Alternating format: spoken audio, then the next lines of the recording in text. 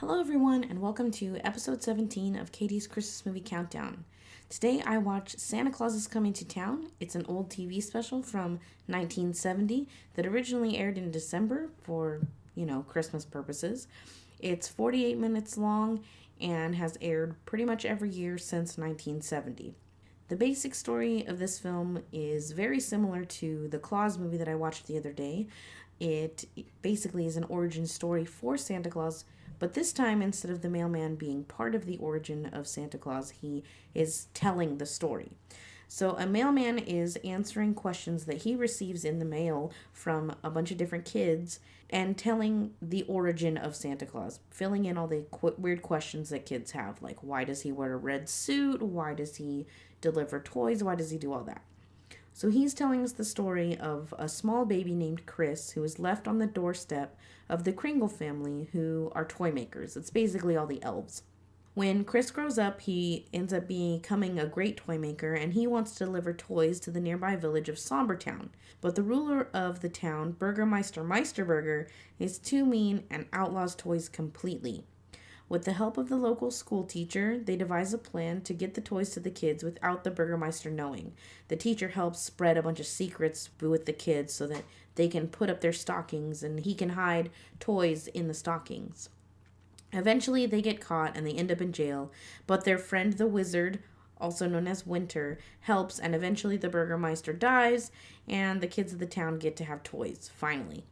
Chris and the school teacher end up getting married on Christmas Eve, and he decides to turn their anniversary into the night when Chris delivers the toys to the children. So basically, that's the origin of Santa Claus and Mrs. Claus. He gets his red suit because the Kringle family all wear the red suits with the white fluff on them, and that's basically it. Some fun facts about this film. The mailman who narrates and sings the story is voiced by Fred Astaire. Mickey Rooney voiced Kris Kringle, or Santa Claus, in this film. He would reprise his role in 3 other Rankin-based specials. The first one being The Year Without Santa Claus from 1974. The second one was Rudolph and Frosty's Christmas in July in 1979. And the sequel to The Year Without Santa Claus, 2008's A Miser Brothers Christmas, which I've never seen, but who knows. There were fewer commercials on network television when this special was made. When shown recently on ABC and Freeform, sometimes the special is edited in order to accommodate more commercials. In the ABC version, the songs If You Sit on My Lap Today and My World is Beginning Today are cut, while the ABC Family version or Freeform versions cut out scenes that may be traumatizing to younger viewers, most notably the scene where Burgermeister Meisterburger burns all the toys belonging to the children in Sombertown. Like, he gets really, really crazy and just burns everything. Nobody's allowed to have toys. It's pretty nuts. The story is set in Germany, and all of the characters are German, but only the evil characters speak with German accents, which was very typical for movies of that time. As with a lot of media, that tends to happen when war or serious things happen in the world. After World War II, many bad guys depicted in films were often German. I mean, even in like Die Hard, the bad guy is German, and that was already 40 years after World War II had happened.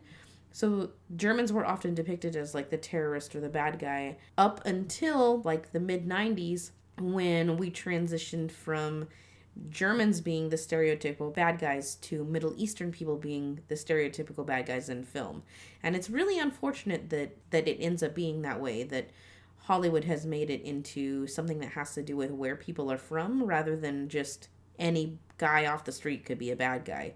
It's really odd. So if you'll notice in films now, like most action films or any films that have come out in the last 15 years, 20 years, all of the bad guy organizations are typically Middle Eastern rather than being like, oh, German, like they were in the 70s and 80s and even in the 60s and 50s.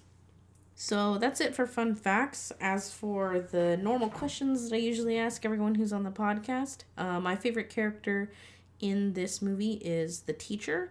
She helps Kris Kringle the whole time, no matter what's happening. She is always there to help motivate him to keep going and to keep delivering the gifts. She helps devise a plan to make sure that the kids are getting the gifts and to keep the kids happy, even though she's breaking the law.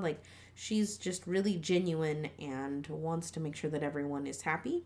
My least favorite character is definitely Burgermeister Meisterburger. He's the ruler of the town, and he is like basically Hitler in this film. He hates everything, he hates everyone, he doesn't want anyone to have fun. He makes sure that the town is very drab and dark and there's no color. And it's just, I don't know, he's pretty much a douchebag. Like, he's the worst asshole. He puts them in jail for giving kids toys. Like, come on, grow up.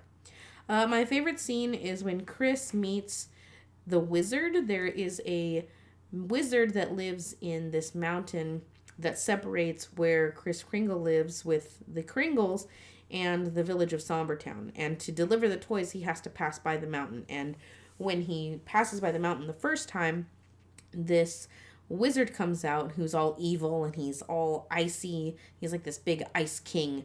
And he comes out and he's all mean and grumpy and threatens to hurt Chris. And Chris is like, well, okay, you could hurt me, but I want to give you a present. You know, I like giving everyone presents, so here's a gift. And he gives him a toy train, and it instantly, like, makes the wizard happy, and it melts all the ice off of him, and he just becomes a normal wizard named Winter. And he ends up becoming a really good friend of the Kringles and helps them out later in the movie. The music in this film is very similar to the rest of the Rankin Bass specials. It has, you know, the song that the movie is based off of, like Santa Claus is Coming to Town. It's sung at the very beginning. It has a couple of other songs in it. The rest of those are kind of meh. Like, they don't really stick out to me.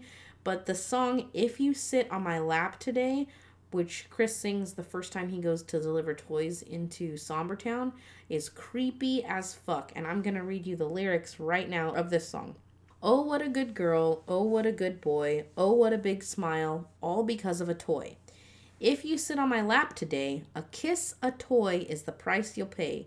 When you tell me what you wish for, in a whisper, be prepared to pay. If you sit on my lap today, a kiss, a toy is the price you'll pay. When you sit on my left knee, don't be stingy, be prepared to pay. If whenever you take, you give a little back, then whoever you love will give a little love back. So give a little love, get a little love back. Don't you have a little love that you want to get back? If you sit on his lap today, a kiss, a toy is the price you'll pay. When you sit on his left knee, don't be stingy, be prepared to pay. Now if you sit on my lap today, a kiss, a toy is the price you'll pay. Now that is some creepy shit, y'all. What the fuck, dude? Why would you ever kiss someone to get a toy? And why is this stranger just walking into this town, talking to these kids that have never met him before, and being like, yeah, sit on my lap and give me a kiss, and then tomorrow I'll give you a toy? Like, that's the fucking creepiest, most pedophile-y shit I have ever seen. And I don't remember this at all from when I was a kid. Like, I've seen this film a few times, and I don't remember that song being in it at all. So I must have been watching, like, the edited version where they cut that song out. Because when this song came on, after it was over, my mouth was just open, like, on the floor. I couldn't believe that song made it into TV at any point in time.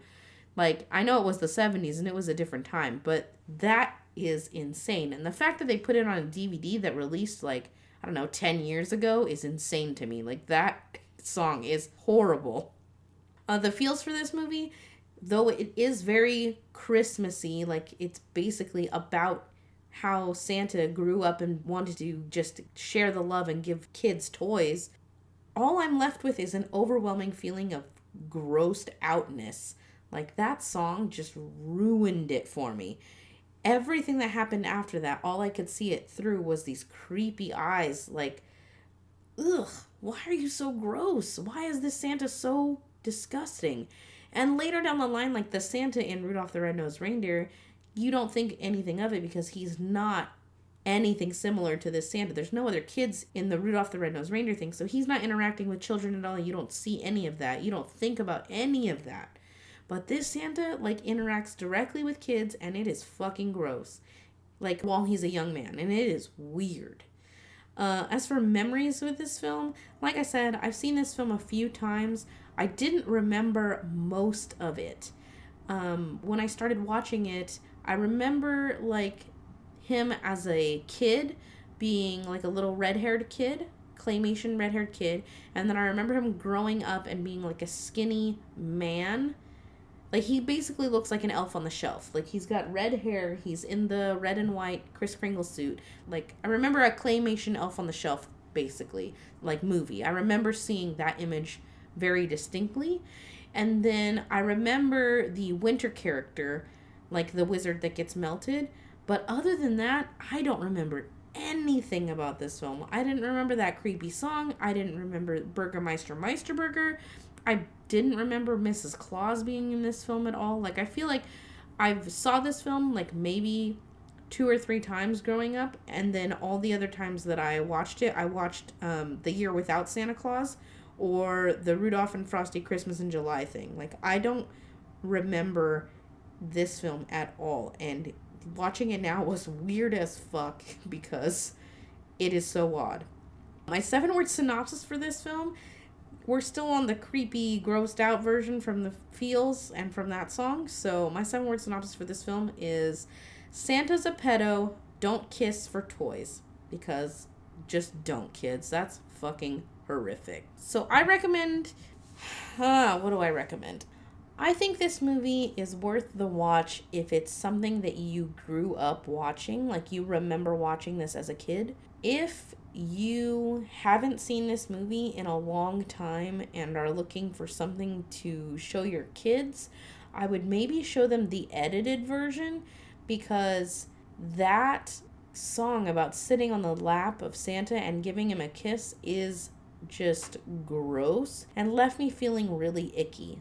And I don't know, I would not want kids to think that they have to kiss Santa to get a toy, because that is sending the complete wrong message. There are some scary parts that might freak out little kids, like the parts where the toys get burned, you might want to just shy your kids away from. And also the part with Burgermeister Meisterburger just yelling and being mean. Like, he's really mean to Kris Kringle, and I don't know. I didn't really like this movie watching it as an adult. I probably liked it as a kid a little bit, but it was a lot, and this is the first movie that I'm going to recommend not watching. If you have some weird tradition with this film and always watch it with your family or whatever, like, keep that going. I'm not going to hate on you. Don't change what you're doing. But if you've never seen this film, just skip it. You don't need to see it. It's not great. And honestly, the Claus movie is a way better origin story for Santa than this origin story for Santa. Yeah, that's pretty much what I've got to say about Santa Claus is Coming to Town. It's creepy as fuck, so just skip it. Yeah, that's all I got. So thank you for listening to episode 17. Please join us tomorrow for episode 18, where we will watch Home Alone 1. And yeah, it's going to be really, really fun. As always, don't forget to follow us on Twitter at AllentownPod. You can email us at allentownpresents@gmail.com, and you can listen to us anywhere where podcasts can be found. Don't forget to tell your friends to join in and listen to our podcast. We put new ones out all the time. We've got all sorts of different versions on storylines of podcasts that we've got going. We've got a Simpsons podcast. We've got 20 Minutes at the Bar. We've got the Christmas movie countdown. We've got Spooky Movie Squad. We've got all sorts of stuff. So stay tuned, stick with us, keep listening, and we love you for it. Thanks. Bye.